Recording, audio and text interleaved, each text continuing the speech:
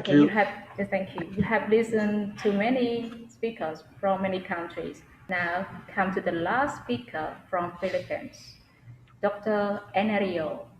And today he will show us a good topic, which is about mentoring school principals to professional standards in the Philippines. So please welcome, Doctor. Thank you.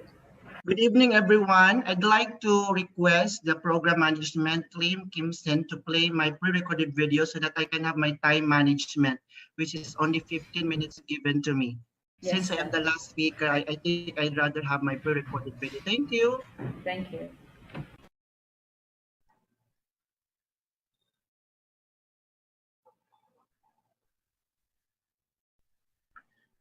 Good morning. I am Inerio E. Ibisa, Principal 4 of Tambo Central School from the Department of Education, Division of Iligan City. I am happy that I am part of the Cambodia's first international conference on mentoring educators, or SICME 2020. My topic is mentoring school principals towards professional standards in the Philippines. I'd like to tell you that I come from the Division of Iligan City, from the city of majestic waterfalls.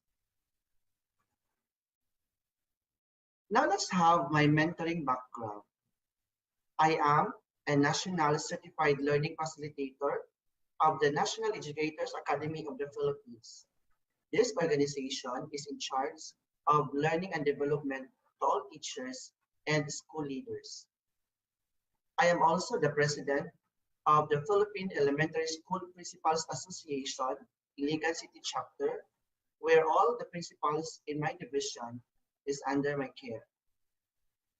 I am also a part of the technical working group of the Philippine Professional Standards for School Heads, where this presentation is anchored with.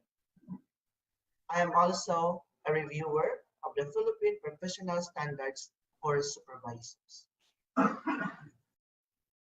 Now, this is the Philippine Professional Standards for School Heads, or PPSSH. The Department of Education has issued DepEd Order number 24, series of 2020, last September 7, 2020, titled National Adoption and Implementation of the Philippine Professional Standards for School Heads. In the Philippines, this is our legal mandate ordering all the principals in the country to adopt and implement after the said issuances. Now, what is PPSSH? It is a set of standards for school heads that articulates the professional practice expected of a quality school head. We are ensuring in the Republic of the Philippines that all school heads are of quality. It serves as a public statement of professional accountability of school heads, meaning to say, all of us in the Philippines must know what are expected from school heads. It sets out what school heads are expected to know, be able to know, and value as they progress in their profession. So, school heads or school principals in the Philippines have now one document that would tell them what to do, what they need to know, and what they should value as they progress their career.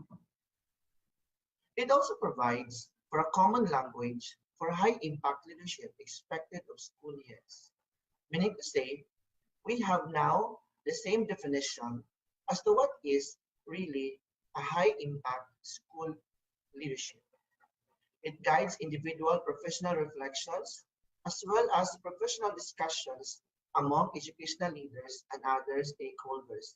This is where mentoring to school heads would come in. And of course, this would inform the provision of professional learning and development for school heads. In the Division of Iligan City, we are composed of more than 100 school heads. And with this number, we are also into developing our own leadership practices by way of communicating with one another through mentoring. This is the framework of our new standards. It shows a broad conceptual sphere of leadership practices in 5 domains.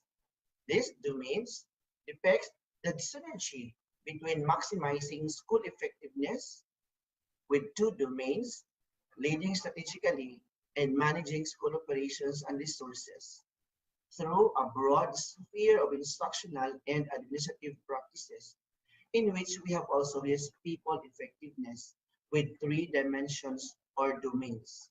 We have focusing on teaching and learning, developing self and others, and building connections. It shows learners at the center of the framework to emphasize the important role of school heads for the improvement of learner achievement. Because all of our aspirations as school principals are always boiled down to the level of developing our learners holistically. Now, these are the mentoring milestones I have with the Division of Iligan City in particular. We had conducted series of orientations, especially to Depth Order number 24 and 25, since we have already our new standards. We had also conducted focus group discussions with the lead persons or the key persons like the presidents of the local organizations.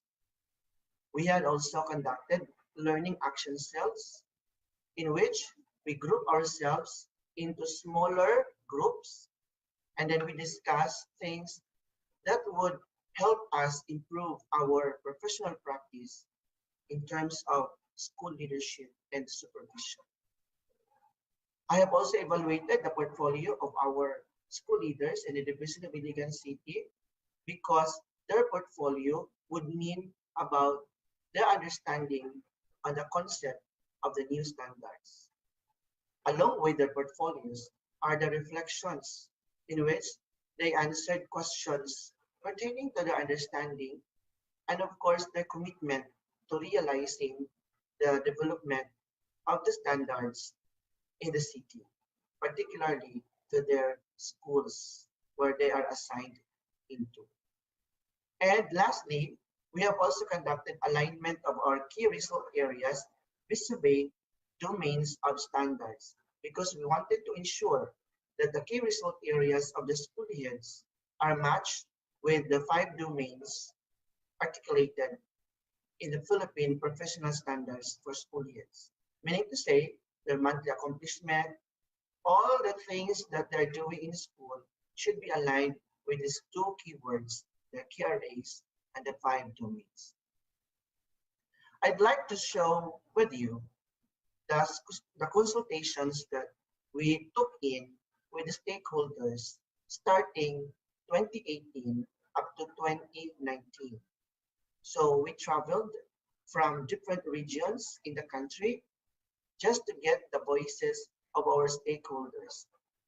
Our stakeholders included our students, our parents, teachers, and of course, select school heads and supervisors.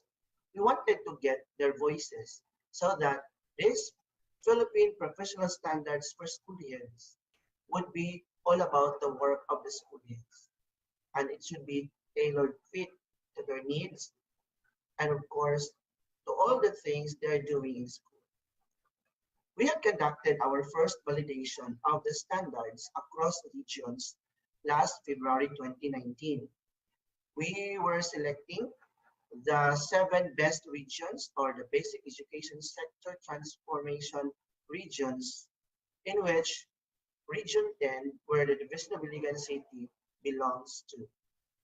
So we have here 7 regions that were included during the first validation.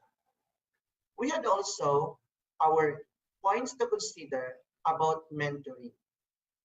It is a common fact that not all school leaders would want to be mentored because for them, they think they are too busy with their work. And others also would not invite or would not like to have change. That's why they would say no thanks, even if the if these things like mentoring would lighten their work as school leaders. Now, those are the things that I have found out during mentoring. By starting a process, it implies some change. There are changes that would really occur. That's why our mentees would not want to be mentored. All change can be threatening. That's a fact. And there's a need for change, or that implies things are not working as well as they could. And then the need for care and sensitivity in the way the change process is addressed. Because not all school heads have the same needs. And there needs to be an appropriate climate to bring about change. So these are the things that I have found out during the mentoring process as I have mentored the school leaders in the Division of Iligan City. At least I have already um, enumerated all this, and then I have also validated this during the process. Now, what made all those points to consider come into reality? Okay, so this is a possible issue. In working with school principals, part of my focus has been to involve others. Some are senior to me and some are not. So when age is a requirement, or when age would take place, then you will encounter three types of mentees. First one are the rational adapter, who are very willing to listen to data and evidence. Okay, so we would want school leaders to be rational adapter so that they can absorb information better. But along the way, there are also group of school heads who are pragmatic skeptic. They are open to change under certain circumstances. So they are not really 100% sure, or they're not really 100% okay with the things that you have mentored with them. So they are choosy, they are selective. It depends on the situation or the circumstance that they have faced with. And lastly are the Stone Age obstructionists.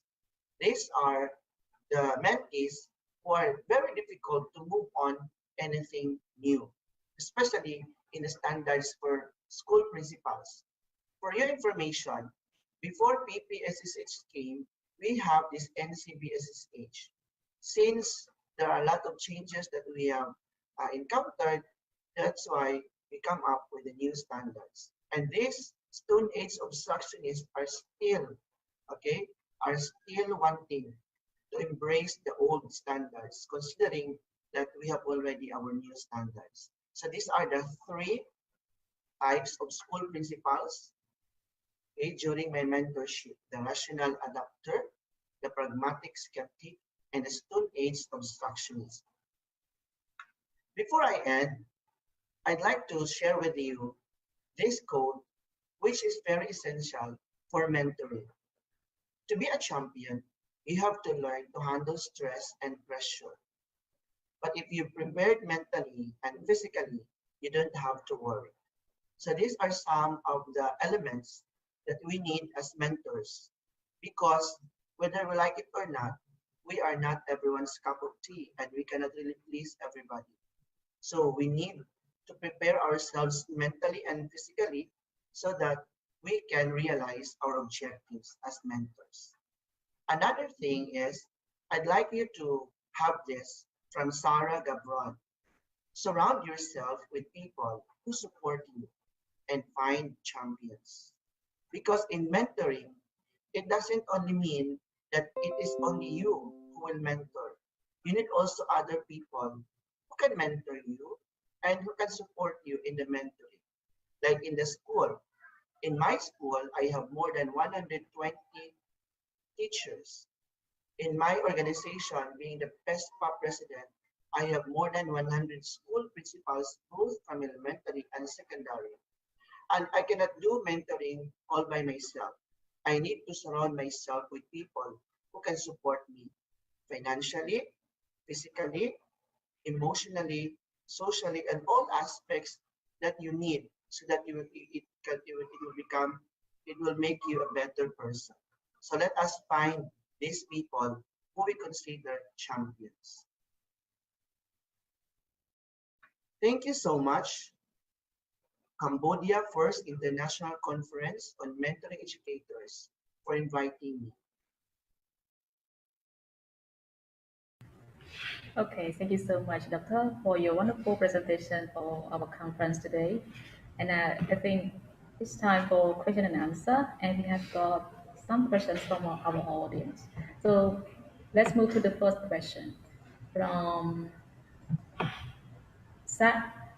The question is, what are the role of the school principal to work with the mentor? Please explain. Thank you. Thank you for that question. The role of the principals for their mentor would be they would supply data in terms of success stories and challenges they met while implementing the standards, and it would also improve their leadership practice, being shared in the school level. They are also with their colleagues as they are going to share with experiences and then try to improve how they can run the school smoothly, especially in this time of pandemic.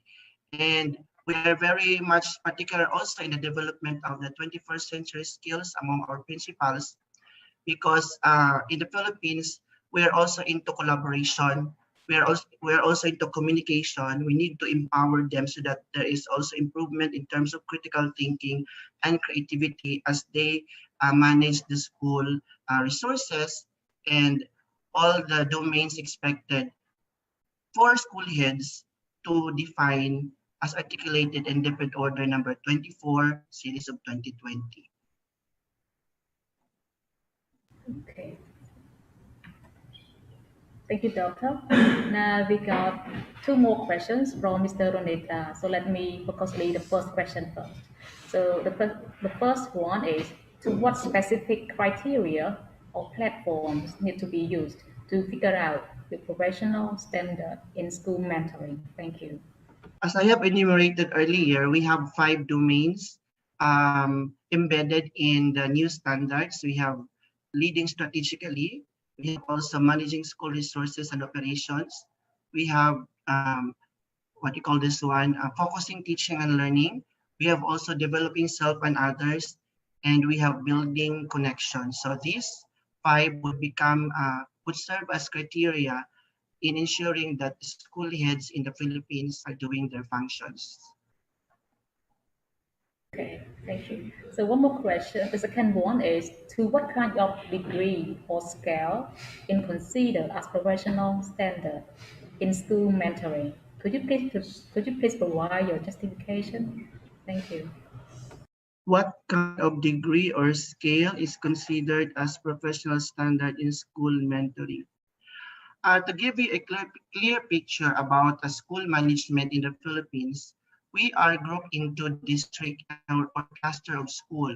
So we are not only running a particular school, but we need other school heads to compose a particular district, and we are also realizing our plans, our objectives in a district level, okay? Because we are also being supervised by a district supervisor. Not only a district supervisor, we're also being supervised by supervisor vision who are also giving us technical assistance and support. So this would somehow serve as rock support to school heads in the Philippines. Okay, so the next question is, to avoid mistakes in mentoring tasks, could you advise some techniques for providing constructive feedback for our colleagues? Thank you. I like this question.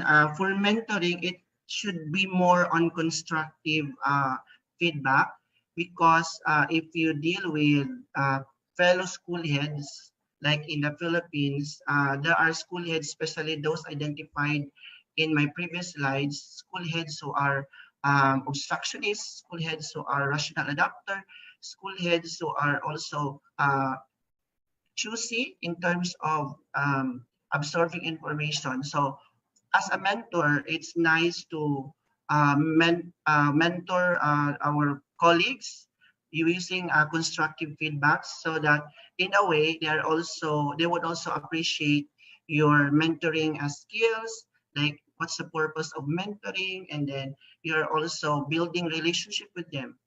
And you know what the essence of mentoring is: long term, and it should be building a relationship with one another. So there must be constructive feedback, and not to destroy, and not to break relationship with one another. So it's more on healthy mentoring by giving your honest observation. Of course, within the context of your mentoring, what you call this one, mentoring process. Okay, thank you. Now the next question is from Melvin Miranda. Aside from CRAS or KRAS, what are the specific performance indicators to measure success of mentoring among school principals? Thank you. Aside from the key result areas, um, what are the specific performance indicators to measure success of mentoring among school principals? We have also this so-called learning action cell that we are engaged with in our respective district. And this learning action cell is also monthly, and we are being supervised by our supervisors.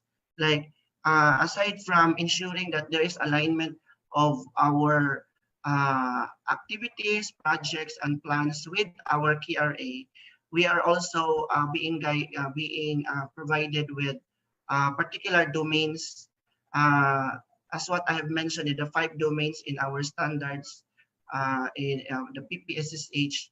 So this would be back to back with the KRA and our domains expected from us to accomplish each year. And then in every year also, we are being rated, we are being evaluated in terms of our office performance, OPCRF, Office Performance Commitment Review Form, in which we are being rated on the 5 domains expected from us school heads, vis-a-vis the KRA of the school heads. Okay, thank you, sir. And also, he also dropped the next question. Do you think leadership styles can be considered as a key factor in effective mentoring of school heads? Thank you. Yes, of course. Mentoring also involves leadership styles of the mentor. If the mentor is more on considering relationship with one another, and then he is also considering what you call this one, um, outcome or output of the mentoring process, then I think the leadership style of that school head would matter in the mentoring process. Like in my case, if I am the president of the Philippine Elementary School Principals Association here in Iligan City, and then my leadership style is more on generating information, okay, from my colleagues, more on knowing who my colleagues are before mentoring happens. So it's more on getting the profile of my colleagues before I can put into my constructive feedbacks, especially in the implementation of the new standards we have in the Philippines. So it's more on knowing who my mentors or mentees are, and then where I can serve my purpose as their mentor. Thank you so much, Doctor. Next is from Mr. Kong Hyun.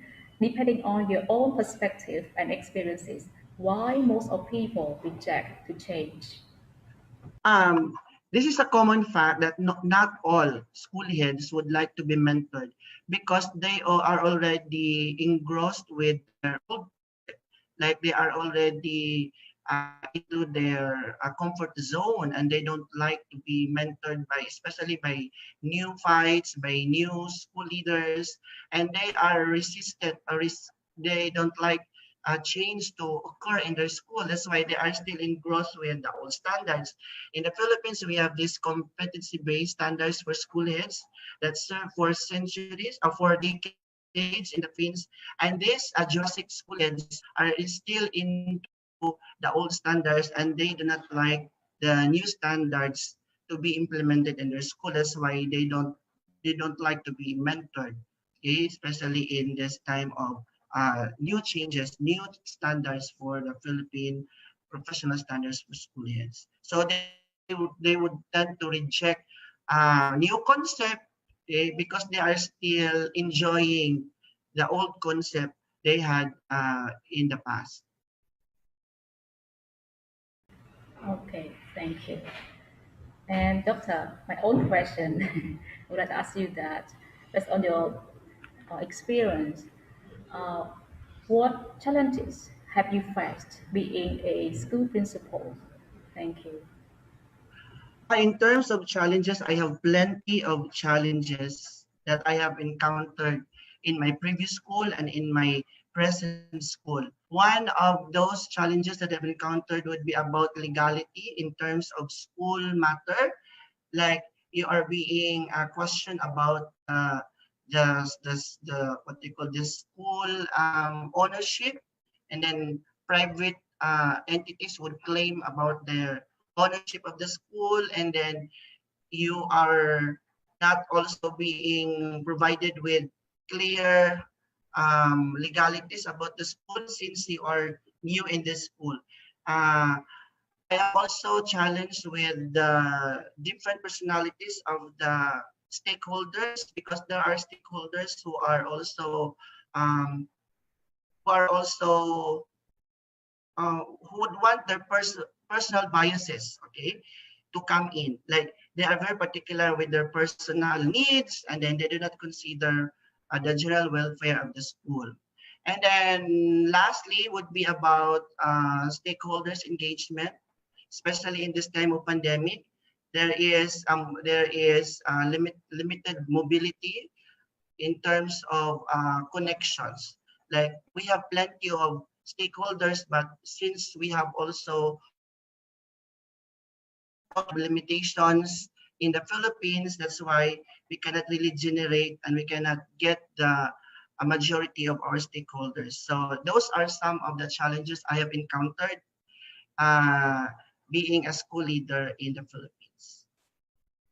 Thank you so much, Doctor, because of time. And we would like to say thank you so much for spending time with us and share with the good topic. And also, Welcome. okay, answer to all participant questions. And we also would love to say thank you and really appreciate for audience that you really participate in our conference for since the morning until the last this evening.